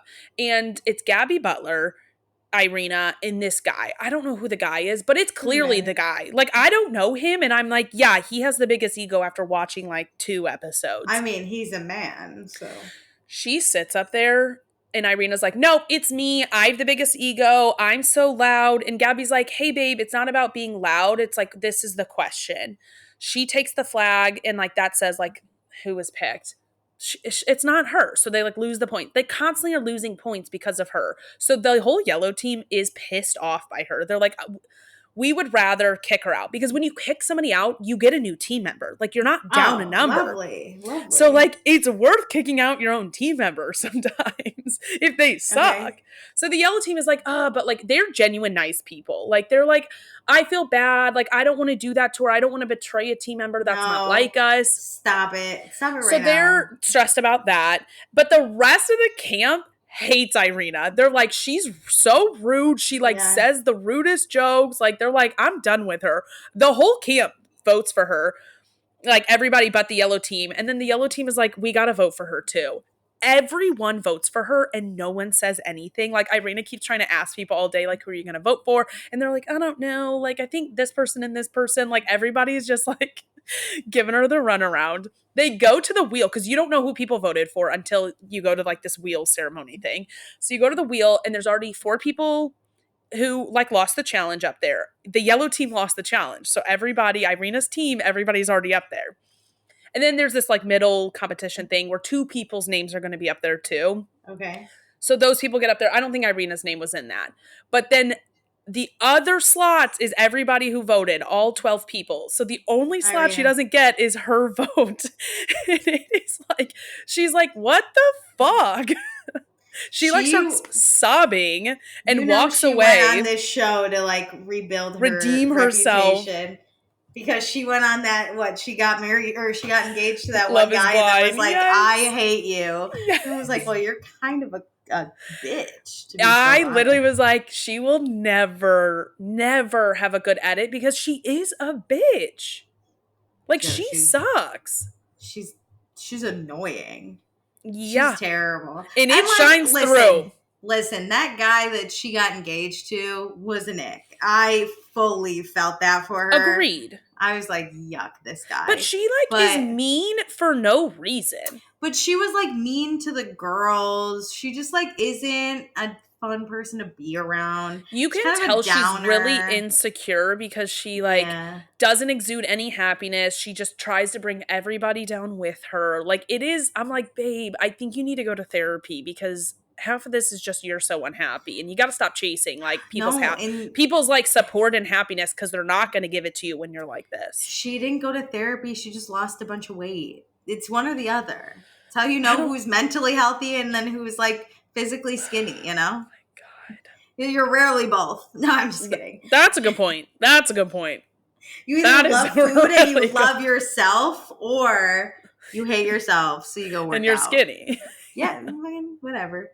Crazy. Oh, okay, yeah. I'm going to watch this. That sounds like a great show. It's like, it's light and funny. Like, the competitions aren't that serious. Like, people are hilarious. Like, nobody is truly that annoying. Even Irina isn't that annoying. It's just, like, funny to watch everybody hate her. Can I say a hot take, though? Yeah. And this is even during cheer. I didn't really ever like Gabby that much. You're going to dislike her, I think, on this show then. Because she also sobs when Irina leaves. And she's, like, hyperventilating because she, like, feels so bad. Oh, my God. See, I don't know why I didn't like her on cheer. But I remember, like, she's, like, the best cheerleader in the world. I don't know, which is surprising because my sister was a collegiate cheerleader. So I've been around cheerleading a lot. And I can't believe I'd never heard of Gabby Butler before. But she's, like, the best cheerleader in the world. And then I was like, I don't really like her. I don't know why she's so beloved. Well, this will help you. And this isn't really a spoiler because this is all over the internet. Sure. She gets out the next episode. And the way she gets out and what happens is so comical. Is it that stepping competition? She does that. She wins that though. Like that's the in-between thing. All the time is the stepping competition. Yeah, that's like there's this punishment competition in the middle of me just shaking my Apple Watch. But no, not that. It's like at the wheel she gets selected. Nice. And there's this guy who's obsessed with her, Tony. I don't know what he's from. I forget. But he is like won't stop hitting on her. She has a boyfriend and he's like in love with her to like an annoying obsessive degree. And his friends who are also in her like bunk, they're on the yellow team with her, are like, hey, she has a boyfriend. Like, chill out a little bit. He's obsessed with her. When she goes home, Alicia, he starts sobbing. Oh my God. Sobbing. And what's crazy is Gabby voted for him to go home. He had most of the like planks. She only had one and she went home. We have to stop stalking athletes. Like, that is so creepy. This guy is just like What's his name? Tony? Tony, I don't know what his last name is. Oh, Morgan from Cheer is also on here. She replaces Gabby. Oh. You know what I hate is that Cosmopolitan needs to get their site under control because I'm trying to just scroll. It's not Shoe Bump. Tony's from The Mole season 2. God, he's scary. If he was into you, woo. He keeps doing that thing where you like flip your tongue up and like he's showing his tongue while it's like covering his teeth, and I'm like, stop, you look so fucking weird. I don't know. He like sits like this. Oh. I'm like, put your fucking tongue down, sir. Calm down. He's kind of scary. Like, imagine this man stalking Alicia, you. He's kind of jacked, dude. Wait, like you're actually gonna like Gabby that episode because you're like, I feel for you. We should call the police on that guy. Anyway. Agreed.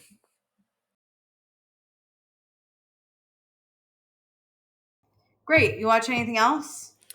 The Valley is the only I other watched thing. The Valley. I did it. I did that. That was one of my work shows because, as you know, I watched The Real Housewives of Orange County and The Valley. I watched it at work too on Wednesday. The Valley? Yeah. It's a good work show because I don't really care that much. It's also really deep and dark, and so I can't just sit there and watch it for like entertainment. It's like No. It is kind of like making me depressed. I'm it's like, not this is fun. horrible. It's not a fun show. No. I don't even know what happened. It's just like not a fun show. Jax goes to rehab and Janet goes to Dave and Buster's. We went to Dave and Buster's. Honestly, that I don't really care about. I don't have an opinion about Janet. I don't care about her. That was fun. I was like, we're at the best. I do too. I do think it's funny that everybody hates Janet. She's kind of the new Sheena. I'm gonna end up loving Janet then, aren't I? No. I don't. There's something about Sheena that's likable, and something about Janet that's not. I agree. But the best was that one girl. What's her name? Michelle. She's sobbing because her ex said that she like prostituted herself for $1,500 to a billionaire, which. Please. Come on, like I would have taken more, honey. At least 10,000 a hang. Yeah. But the best was it would cut to this woman crying about how her life's over, blah blah. And then Janet is like, "I got to do the coin pusher game," she's like, which is my favorite. That's my favorite Dave and Buster's game is the coin pusher. I won many tickets on that thing. Listen, I was having a blast with Janet watching that. I was like, I don't give a fuck about Michelle. I was dying. It was a juxtaposition that was beautiful on my screen. I love the idea of a mole in the boys group chat because it's all of them. It's all they're like, who's the mole? All of you? The fuck? Yeah, like come on. Anybody in a happy marriage is the mole. Let's be honest. I also heard that Stassi's husband, Bo, has been in the group chat. I saw that and I saw a comment that said Stassi made him leave it because it's so bad. Yeah. No, here's the thing about dating me. I don't give a shit 90% of what you do, but you're not going in a boys group chat. You're not. No. You can be in a boys group chat if you're talking about like football and bullshit stuff. You're not having your friends rag on their wives or ex-wives, especially saying that they're sleeping with a billionaire. Like that's not happening. For literally less than $1 billion, which is crazy. No, that it was all weird. I did hear one time. And wait, it's like 20 people. Like it's not just like 4 guys shooting the shit, saying dumb comments back and forth. Like this is meant to destroy women. It's also like not a fun group chat. 20 people? The fuck? But I did see, you know that guy on TikTok, Subway Takes? Yes. He once asked someone, like a woman, what's your take? And she said men should not hang out or like cohabitate or like get together in groups more than 3. Nothing good happens when men get together in groups of more than 3, right? You get 3 men, they're easy to take down. You give them 4, it becomes an army somehow. And then we have World War II. Like the fuck? Nothing good happens with more than 3 men together with no women. I agree right? because I think odd numbers is good because then you can't it's like hard to have like a true consensus. You're right. Like 4 becomes a bigger vote. But you can't have 5 because that's too many. No, it's terrible. So this group chat should be illegal, I think. It sounds terrible. I also don't care that, first of all, if you're in this group chat, you're a bad husband. I don't care. I don't agree. care. I don't care. you're a bad person. I don't want to be Because married to you. even if you're not participating in it, like you're not starting the bullshit about women, you're watching it happen. I always think Yeah. the passive men are kind of worse. I don't want someone who's Yeah. passive because that's subtle. Like, I don't know if you're doing that or not. I need to know that you are so vocal and stand up for me, for my friends, for everything. Like, you're not going to be a part of that group chat. Yeah, you're allowing it to happen, and I'm not okay with that. So that's terrible. But also, I wish I cared about these people on the Valley. I genuinely don't care about any of that. I really only care about Kristen, Brittany, and I love Zach. I don't there's something in it, and him saying that he doesn't care about Janet's pregnancy cracked me up because he That didn't was- say he wanted the baby to Listen. die. It's not like that. He just doesn't like Janet. I'm going to say something controversial. What? I don't have to care if you're pregnant. I Right? don't have to. I'll be nice. I'll give up my seat on the subway because, like, you're carrying a big Yeah. load, and I feel that. But honestly, I don't owe you anything. okay, you're pregnant, yay. I'm not going to think about your pregnancy every day. I'm not going to check in on you while you're pregnant unless I am really excited for your baby to be born, which I'm probably not. I don't know. Alicia, I hate when it's like, oh my God, everyone has to care fully. And I'm like, I don't. I fully agree with you because if you didn't don't. care about your own pregnancy enough to not come on this show and quote unquote get yelled at, why do I need to care? Why is it my responsibility to make sure you don't get stressed out? You signed up for a show. Yeah, also, like, we're not friends. Why do I have to care about your pregnancy? Yeah. I don't. Sorry. I don't care. It's like, why would I care about a stranger's baby beyond, like, it's a baby. I hope it doesn't get hurt. I don't actually care about that baby. I'm not willing for your baby to get hurt, but I'm apathetic towards it. Yeah, I'm indifferent towards your pregnancy, your baby, whatever. Like, sorry. Also, if you hate me, I hate you back whether you're pregnant or not. Like, it's not my fault you're pregnant. And what bothers me is I know Janet used her pregnancy as a shield, and I think that's what pisses me off. Is she like constantly didn't want like people to yell at her or whatever. But I know she's not going to bring that same energy to Kristen here now that she's pregnant. Like that 100%. Reunion filmed, and I bet you Janet yelled at Kristen. But like, so do we not care about Kristen's pregnancy now? Actually, you know who I care about? And I'm sure it's going to change. But right now, you know who I care about? Is Jason, the lawyer who just brings Jax to his rehab and like eats soup with the girls or whatever. Did you see the after show comments? I don't watch the after show, but I saw this on TikTok that when Jason took Jax to rehab, Jason said, like, is there anything you need me to do? And Jax was like, actually, yes, I have a mascara I need you to go mail out because I sold it on eBay. Apparently, Jax and Brittany, when they get like PR packages, Jax will take anything in it and sell it on eBay. Like, that's how strapped for cash he is. He's like selling the mascara Brittany got like in a PR package. I hope Jason was like, no thanks. Like, no, he didn't. He took it to be mailed out. He was like, sure. I think it was already like packaged up, but yeah, he like. Jason's he's a solid man. I actually really liked this past episode when Janet was like, you know, and you can feel however you want about Janet, but she was like, I love that you took Jax, like, you're amazing. She kind of gave Jason his cookies, and he even said, he's like, all I did was like drive him there. And Janet's like, yeah, but like you stepped up and you did that for Brittany. Like, and she said, like, I don't think he would have gone had like somebody not taken him. Like, it means a lot. Like, this does have a big ripple effect. I liked that. But all I thought about was how Janet probably doesn't really love him. So I was like, damn. Didn't she dump her last boyfriend to be on the show? I have looked into her because I can't decide if I want to do a timeline on her. Here is the mini timeline for the people. Is she was married in Ohio. She like married, I think somebody she like grew up with or went to high school or like college with, someone she had known for a while. She got married. They were married for like 2 to 3 years, get a divorce. Upon her divorce, she goes to LA to like, I think like have a divorce trip, whatever. She's obsessed. This is the rumor. This is not factually. This is alleged. She's obsessed with Vanderpump Rules, goes to LA, and is like so excited. Says listen, I'm gonna defend Janet. I know.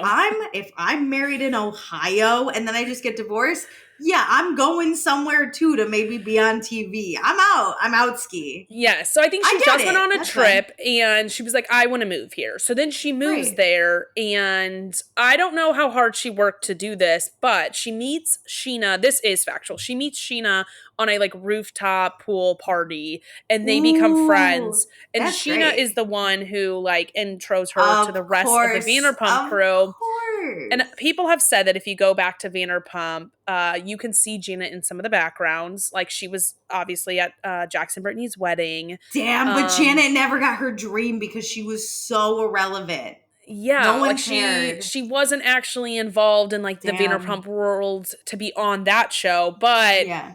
probably was thrilled when this got picked up. Good. Honestly, I take back what I just said then. I thought she was way bigger stalker than that. I'm No. sure she loves Jason. Great. Yeah, amazing. Janet. And, well, with Jason, they were friends for like years because she knew like him through the group. I think actually like Sheena and Jason might have slept together. I think they said that last season on the Valley. Whoa. Yeah. Wait, pause. Good for you, Sheena. That's a hot guy. I love Sheena. She could do no wrong. Amazing. So Janet and him were like friends in this like larger group for a while. Janet goes on a trip for her 30th birthday. It's crazy how much is on the internet. Like, why do I know Wow, this? at 30? Okay. So she goes on a trip with her friends. I think it was her 30th birthday or like somewhere around the 30s. Love that. And she was like, I'm not going to meet someone, like yada, yada, yada. And she was like drunk with her girlfriends on a trip. Jason sent her an Instagram message, like being like, happy birthday. Like she was getting a few of those. And she was like saying that she was drunk. She like sees it pop up and was like, you know what? Like he's hot. Like why haven't I ever tried this? So she messages back and is like, thank you so much. Whatever, they're chatting. And she's like, when I get back, like we should go on a date. And they go on a date and you know what? I take back what I just said about Janet. She's amazing. I think I like Janet. I'm not a hater. Damn. I thought it was going to be a lot more salacious when I dug into it. Yeah, but like, I do too. Especially like us, like we've talked about going to LA, like on a Vanderpump trip. Like that's not crazy. Yeah. We're all like fans of the show. So if I like popped in and saw like something about her and met like Katie and Ariana, I would also try to be friends with them. Like if I met any of the cast of any of these Bravo shows, my first thing is I'm not going to fangirl so hard. We talked about this. We're not taking photos with them. Like I am just trying to be their friend because I want to be Janet. I don't want to be on a TV show, but I want to infiltrate the group. Yeah, good for Janet. Yeah, hell yeah. She's living my dream. Also, imagine we just get divorced in our stupid Midwest state of Ohio, which I hate. Yeah, I visit LA and I'm like, I'm going to move here. This is the place for me. I'm going to infiltrate the group. Good for you, Janet. You had a goal and you did it. And now you got a hot lawyer. Oh, I'm rooting for Janet. I got to rewatch The Valley now because I'm a Janet stan. You know what? Did you just compare her to Sheena? I did say. Maybe that's true. Maybe I will do the full timeline because maybe this will have an impact on other people. Yeah, let's save Janet from the public opinion. The same way. I don't think it's that bad.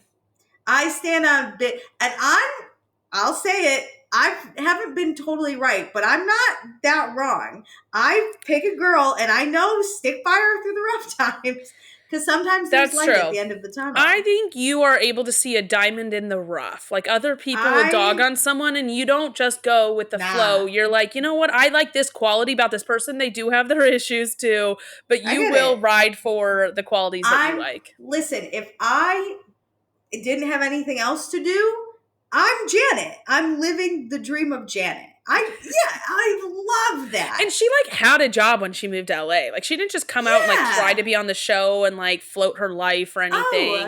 And good for her being like, yo, let's go out, hot lawyer. And he's like, yeah, Janet, you're hot. Let's do it. And then they have a baby, and he's a good guy as far as I can tell so far. And they like eloped. Like she didn't have like a big second wedding and like was annoying about it. Oh my God. I take back what I just said too. I care about two people on the show, and it's Jenna and Jason. That's who I care. I don't care about anyone else. And I'm surprised because I thought I would really care about Kristen, and I don't care that much about Kristen. I care now about Janet and Jason. I'm excited for like the future, what's happening with Kristen in like present day. Like I'm excited that she's engaged and she's having a baby. Like she always wanted that. And I'm like happy she's getting what she always wanted. So like I stand her. Fine. I just think it's so funny that Kristen is like the queen of the valley and is like literally don't fuck with me to anyone. I love that energy that she's giving. I love Kristen. I just wish I cared about her more in the season, which I don't. Also, I agree. If Brittany's accent gets any thicker, someone cut her vocal cords. Good point. I don't know what happened. Noi. She came on to Vanderpump and she had like a thick accent, but it wasn't like crazy. And then she lost it a little bit. And then she came back and I need subtitles to understand her. And then she leaves because Jax got fired, which thank God.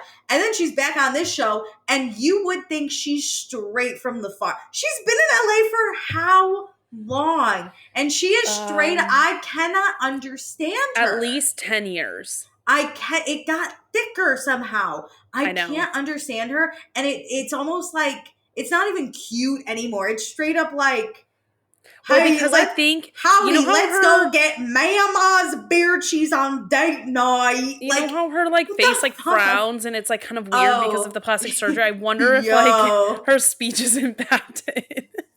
Yo, you know what? I did think about that and I laughed. I laughed a little, but I was like, I'm not going to text her because I want to make a note of it. And you just sparked my note.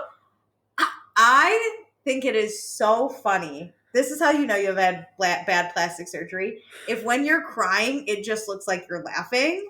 That's bad plastic surgery. And Brittany, when like Jason had just left, she's eating salads with the girls or whatever. And she looks at Cruz and she goes, I could just cry right now. And her face goes up. And I was like, what is... I had to laugh through it. I laughed through the whole thing.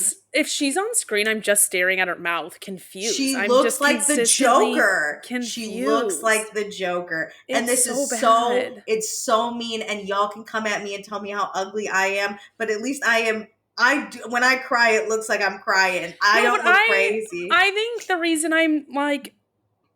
I think about it or look at it is because I don't understand how that happens. Like, what did you do to make it look like this? Is so tight, dude. And there's good plastic surgery. Like, her face is so... It's giving Taylor Armstrong. It's like giving like tight, you know? Like, and it like messes with how your mouth like normally moves. Yo, if that's why she speaks the way she does, I think it is. Funny. That's so funny. I think the case study to figure out why is we would have to watch, and not the whole episode, but you'd have to watch that. Remember when Jax and Brittany did that Watch With Me 3 episodes during Scandival? If you watch that, that's before her plastic surgery because she did it right before the Valley started. So I feel like if you compare that, because that was like 2 years before the Valley. Did she must have gone to Jack's plastic surgeon because there's better plastic surgeons out there. She does.